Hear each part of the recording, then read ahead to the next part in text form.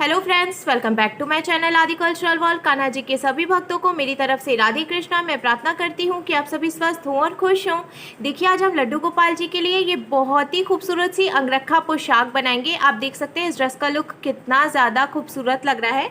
इसके साथ ही साथ इसकी धोती भी देखिए बहुत ही क्यूट लग रही है।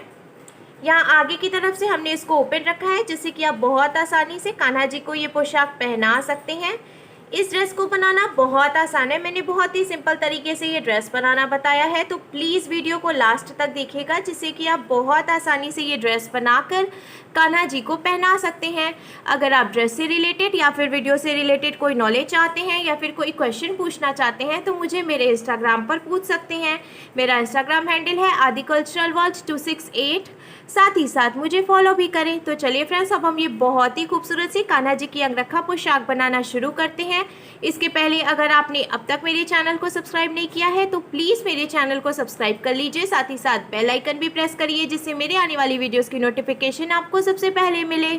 ड्रेस बनाने के लिए हमने सबसे पहले येलो कलर के अस्तर के फैब्रिक में से 2 पीसेस कट कर लिए हैं। अस्तर का फैब्रिक बहुत ही सॉफ्ट होता है, आर पार झलकता भी है, ये इतना पतला होता है और कान्हा जी के लिए गर्मियों में बहुत आरामदायक भी होता है, तो इसीलिए मैंने ये अस्तर का फैब्रिक यूज़ किया है। अगर आपके पास अस्तर का फैब्रिक नहीं हो तो आप कोई भी दूसरा कॉटन का फैब्रिक यूज़ कर सकते हैं या फिर रेयॉन, टफेटा, सिल्क, जो भी कपड़ा आपके पास हो उससे बहुत आसानी से आप ये ड्रेस बनाकर कान्हा जी को पहना सकते हैं। अब हम इसका मेजरमेंट देख लेते हैं। तो इसकी यहाँ से यहाँ तक की जो टोटल लंबाई है वो हमने 11.5 इंच यानी कि 11.5 इंच रखी है और इसकी जो चौड़ाई है वो हमने 3.25 इंच यानी कि 3.25 इंच रखी है। इन दोनों ही पीसेस का मेजरमेंट हमने बिल्कुल बराबर रखा है, यानी कि जितनी लंबाई और चौड़ाई हमने इस पीस की रखी है उतनी ही लंबाई और चौड़ाई हमने दूसरे पीस की भी रखी है। अब हम ये वाला पीस इसके ऊपर रखेंगे बिल्कुल बराबर करते हुए और यहाँ किनारे से मेज़र करते हुए हमें 3.5 इंच पर मार्किंग कर लेनी है। इधर की तरफ से भी हम मेज़र करते हुए 3.5 इंच पर मार्किंग करेंगे। अब हमें यहाँ से जो हमने मार्किंग की है यहीं से इसको फोल्ड कर लेना है और इधर की तरफ से भी हमने ये जो मार्किंग की है यहीं से इसको हम फोल्ड करेंगे। देखिए, फोल्ड करने के बाद इसका शेप ऐसे आएगा। यहाँ से भी थोड़ा सा कपड़ा लगभग 1 इंच एक्स्ट्रा है और नीचे से भी आप देखेंगे तो अंदर 1 इंच एक्स्ट्रा कपड़ा है। अब हमें इसको बीच में से बिल्कुल बराबर करते हुए ऐसे फोल्ड कर देना है। इधर से ये फोल्डेड वाली साइड है और इधर की तरफ से ये ओपन वाली साइड है। तो जो फोल्डेड वाली साइड है यहाँ पे हमें नेक की कटिंग करनी है। पहले हम बहुत ही छोटा सा नेक ड्रॉ करेंगे, ज़्यादा बड़ा नेक नहीं ड्रॉ करना है हमें।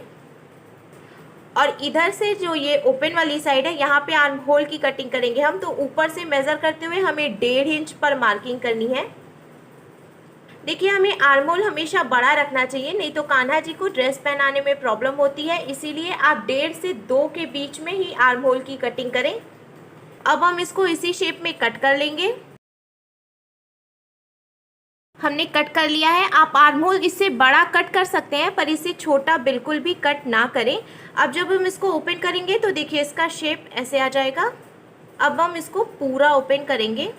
पूरा ओपन करने पे इसका शेप कुछ इस तरीके से आएगा। अब हमें बीच में से बिल्कुल बराबर करते हुए इसको फोल्ड करना है। देखिए, जो कटिंग जैसे हुई है हमें उसके ऊपर ही इसको रखना है, ऊपर नीचे करते हुए नहीं रखेंगे, हम बिल्कुल बराबर में रखेंगे और यहाँ किनारे से मेज़र करके 1.5 इंच पर मार्किंग करेंगे। और ये जो नेक की कटिंग हुई है यहाँ से ऐसे गोलाई देते हुए हमें शेप ड्रॉ करना है और इसको ये जो मार्किंग की हमने यहाँ पे लाकर मिला लेना है। अब इसको भी हमें इसी शेप में कट करना है। कटिंग करने के बाद अब जब हम इसको ओपन करेंगे तो देखिए इसका शेप ऐसे आ जाएगा। फिर जो हमने ये पहले 3.5 इंच पर मार्किंग की थी वहाँ से हमें इसको फोल्ड कर लेना है। जैसे कि हमने पहले भी फोल्ड किया था वैसे ही हम इधर की तरफ से जो हमने मार्किंग की थी वहीं से इसको फोल्ड कर लेंगे। तो आप देख सकते हैं कि अंगरखा के लिए जो चोली की कटिंग होती है वो हमने कर ली है और इसको कट करना बहुत आसान है। बस आपको मेजरमेंट्स पे थोड़ा सा ध्यान देना होगा और आप बहुत आसानी से चोली की कटिंग कर लेंगे। हम इसको फिर से ओपन कर लेंगे और यहाँ किनारे से ऐसे सिलाई लगाएंगे यहाँ से यहाँ तक और इधर की तरफ से भी हम यहाँ से लेकर यहाँ तक सिलाई लगाएंगे। फिर बीच में ये जो नेक की कटिंग की है हमने, यहाँ से यहाँ तक इसको हम सिलाई लगा लेंगे। ये जो दोनों आर्म होल हैं इस पर हमें सिलाई नहीं लगानी है, इसको हम वैसे ही छोड़ देंगे। हमने देखिए यहाँ से लेकर यहाँ तक सिलाई लगाई है, फिर इधर की तरफ से भी यहाँ से यहाँ तक सिलाई लगाई है, और बीच में ये जो हमने गले पे कटिंग की थी ये नेक पे भी हमने सिलाई लगाई है। अब हम यहीं पे छोटे छोटे से कट्स लगा लेंगे जिससे कि हमें इसको पलटने में आसानी होगी और इसमें फिनिशिंग भी बहुत अच्छी आएगी। हमें ध्यान रखना है कि हमें सिलाई कट नहीं करनी है, उसके पहले ही हम छोटे छोटे से कट्स लगाएंगे।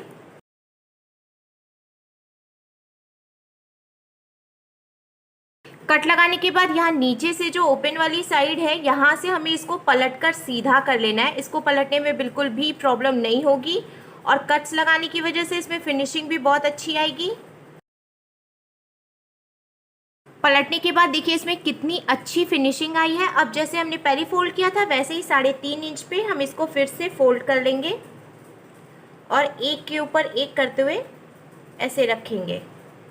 अब हमने ये मल्टी कलर लेस ले ली है, आप देख सकते हैं ये कितनी सुंदर लेस है और मार्केट में बहुत ही इजीली मिल जाती है। अगर आपके पास इसमें की लेस नहीं हो तो आप कोई भी दूसरी मल्टी कलर लेस यूज़ कर सकते हैं, या फिर आप जिस भी कलर के फैब्रिक से ये ड्रेस बना रहे हैं उससे मैचिंग की लेस यूज़ कर लें।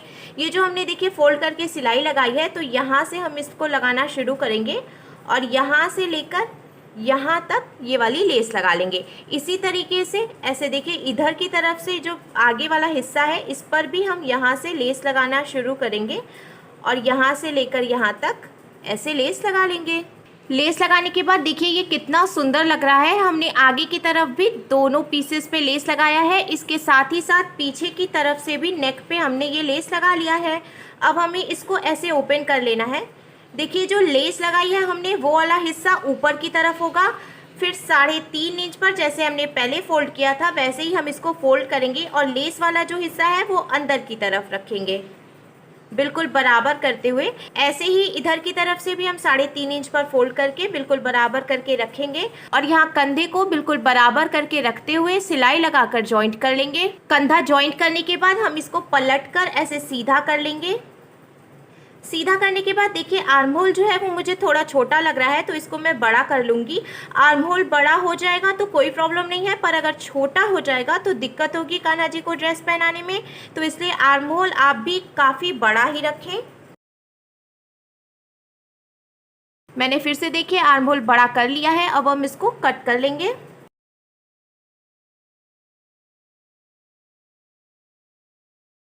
हमने आर्म होल की कटिंग कर ली दोनों तरफ से, हमने सिर्फ गहराई बढ़ाई है। यहाँ कंधे की तरफ से हमें एक्स्ट्रा कटिंग नहीं करनी है, सिर्फ नीचे से हमें इसको थोड़ा सा और कट करना था। अब हमें देखिए इसको पलटकर पीछे की तरफ से रखना है और ये जो पीछे वाला हिस्सा है ना, यहाँ पे देखिए ऐसे हम इसको फोल्ड कर लेते हैं जिससे कि आपको समझने में आसानी होगी। और यहाँ पीछे वाला जो हिस्सा है इस पर पहले हम ऐसे इसको बीच से फोल्ड कर लेते हैं और यहाँ सेंटर में मार्किंग कर लेते हैं। अब ये जो सेंटर में हमने मार्किंग की है यहाँ से मेज़र करते हुए हमें 0.75 इंच पर मार्किंग करनी है। देखिए ये 1 इंच है और ये 1/2 इंच है, तो इसके बीच का जो ये वाला हिस्सा है इसको हम 0.75 इंच कहते हैं।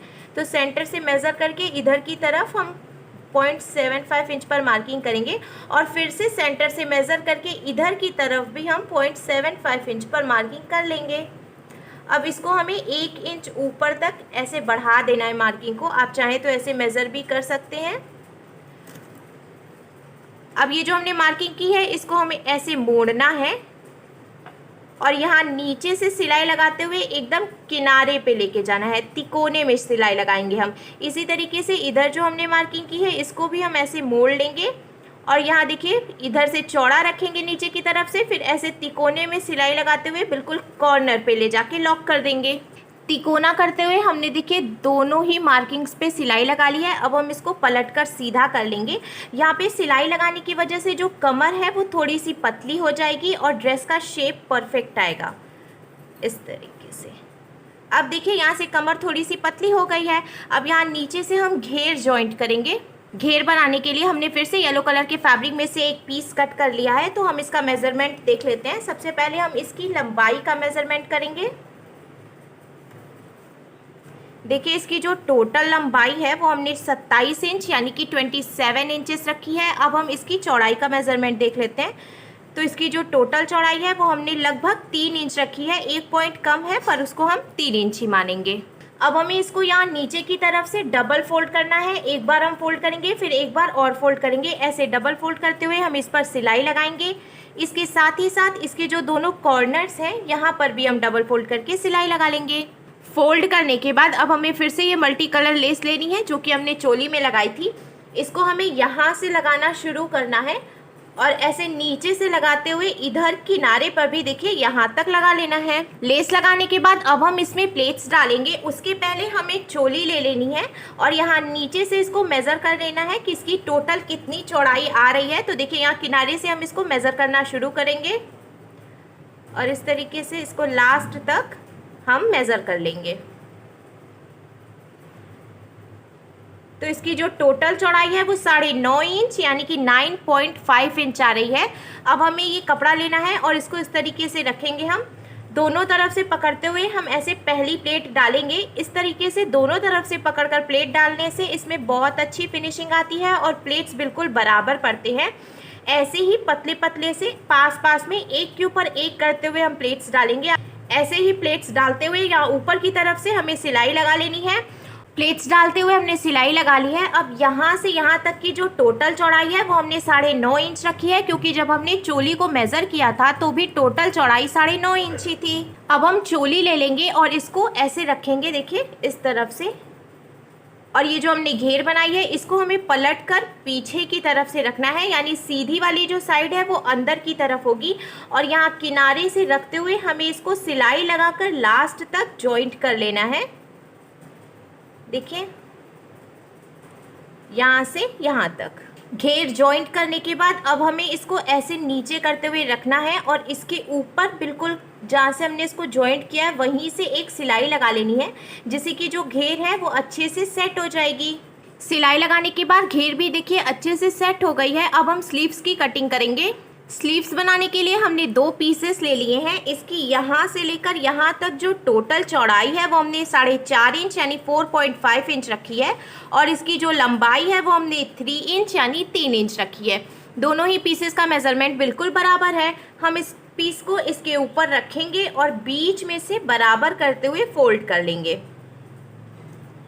इधर से फोल्डेड वाली साइड है और इधर की तरफ से ये ओपन वाली साइड है। तो जो फोल्डेड वाली साइड है यहाँ पर हमें मेज़र करते हुए 1/2 इंच यानी आधा इंच पे मार्किंग करनी है और ये जो फोल्डेड वाली साइड है यहाँ पे हमें एकदम किनारे पे मार्किंग करनी है ऊपर की तरफ। अब यहाँ से गहराई देते हुए हम शेप ड्रॉ करेंगे, जैसे कि मछली होती है ना वैसे ही हम फिश का शेप ड्रॉ करेंगे यहाँ पे। अब इसको हमें इसी शेप में कट करना है। ऊपर से कट करने के बाद यहाँ किनारे से इसको हल्का सा हमें तिरछे में कट कर लेना है। देखिए यहाँ से बिल्कुल किनारे से हम कट करेंगे और फिर ऐसे तिरछे में ले जाकर ऐसे कट कर लेंगे। ओपन करने पे इसका शेप ऐसे आ जाएगा। अब यहाँ नीचे की तरफ से हमें दोनों पीसेस में इसको डबल फोल्ड करके सिलाई लगानी है। फिर से हम ये लेस लेंगे और इसको यहाँ से यहाँ तक और यहाँ से यहाँ तक लगा लेंगे। हम इसको बीच में से बिल्कुल बराबर करते हुए फोल्ड करेंगे और यहाँ किनारे से इसको सिलाई लगाकर जॉइंट कर लेंगे। ऐसे ही इस वाले पीस को भी हमें बीच में से बराबर करके फोल्ड करना है और किनारे से सिलाई लगाकर जॉइंट कर लेना है। सिलाई लगाकर किनारे से जॉइंट करने के बाद अब हमें स्लीव्स को पलटकर सीधा कर लेना है। अब हमें ड्रेस ले लेनी है और ड्रेस को ऐसे हमें फोल्ड कर लेना है पीछे की तरफ से। और स्लीव्स का ये जो सेंटर वाला हिस्सा है इसको हमें अंदर से डालना है और कंधे के बिल्कुल बीचों बीच में यहाँ पे रखना है। अब हम सुई धागा ले लेंगे और इसको यहीं से सुई धागे से टक कर लेंगे। इसी तरीके से गोलाई में हमें इसको चारों तरफ से टक कर लेना है।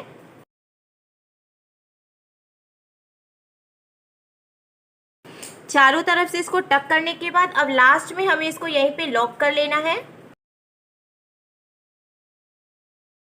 लॉक करके हमने देखिए धागा कट कर लिया है। अब स्लीव्स भी जॉइंट हो गई है। आप देख सकते हैं हमने बहुत ही छोटे छोटे से इस पे टाके लगाए हैं जिससे कि मजबूती आए और सिलाई खुले नहीं। अब जब हम इसको ऐसे सीधा करेंगे तो देखिए स्लीव्स जॉइंट हो गई है। इसी तरीके से इधर वाली जो स्लीव्स है इसको भी पहले हम यहाँ से इसको पलटकर पीछे की तरफ से कर लेंगे। फिर स्लीव्स का जो ये बीच वाला हिस्सा है इसको हमें कंधे पर ले आना है, बिल्कुल सेंटर में। यहाँ से मैं आपको दोबारा बता रही हूँ जिससे कि आपको कोई कंफ्यूजन ना रहे, अच्छे से समझ में आ जाए। यहाँ देखिए स्लीव्स का जो सेंटर वाला हिस्सा है वो हमें बीचों बीच में कंधे पे रखना है और फिर से यहाँ से सुई धागे से गोलाई में इसको टक कर लेना है। स्लीव्स जॉइंट करने के बाद अब हमने ये टिप टैप बटन ले लिया है। अगर आपके पास टिप टैप बटन नहीं हो तो आप इसकी जगह पे वेलक्रो या फिर हुक भी यूज़ कर सकते हैं। चोली पे यहाँ ऊपर की तरफ से हमें 2 टिप टैप बटन लगाने हैं इस तरीके से, और इसका जो ये दोनों हिस्सा है इसको हमें ऊपर वाले पार्ट में लगा लेना है यहाँ पे, जिससे कि कान्हा जी को ड्रेस पहनाकर हम ऐसे आसानी से बंद कर सकें। हमने टिप टैप बटन भी लगा लिया। अब ड्रेस का लुक कुछ इस तरीके से आ जाएगा। अब हम कान्हा जी के लिए धोती बनाएंगे। तो धोती बनाने के लिए हमने फिर से अस्तर के फैब्रिक से 2 पीसेस कट कर लिए हैं। इसकी जो लंबाई है वो हमने 5 इंच यानी 5 इंच रखी है और इसकी जो चौड़ाई है वो भी हमने 5 इंच यानी 5 इंच ही रखी है और दोनों ही पीसेस का मेज़रमेंट हमने बिल्कुल बराबर रखा है। अब हमें यहाँ से यहाँ तक और यहाँ से यहाँ तक दोनों पीसेस में डबल फोल्ड करके सिलाई लगानी है। 2 तरफ से हमें इसको वैसे ही छोड़ देना है। 2 तरफ से डबल फोल्ड करके सिलाई लगाने के बाद अब हम इसमें प्लेट्स डालेंगे। तो पहली प्लेट हम डालेंगे और इसको देखिए ऐसे सेंटर में ले जाकर हमें रखना है। फिर जो दूसरी प्लेट हम डालेंगे उसको हमें इसके ऊपर रखना है। फिर जो हम थर्ड प्लेट डालेंगे यानी कि तीसरी प्लेट को भी हमें इसके ऊपर रखना है और यहाँ से सिलाई लगाकर जॉइंट कर लेना है। सिलाई लगाने के बाद अब इधर से भी जो ओपन वाली साइड है यहाँ से भी हमें प्लेट डालनी है।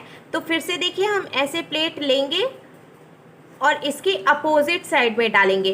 पहले जो हमने प्लेट डाली उसका फेस इधर की तरफ था, तो अब जो हम प्लेट डालेंगे उसका फेस इधर की तरफ होगा। फिर से दूसरी प्लेट हम डालेंगे और उसको इसके ऊपर रख लेंगे और तीसरी वाली प्लेट भी हमें इसके ऊपर रखनी है और यहाँ से सिलाई लगाकर जॉइंट करना है।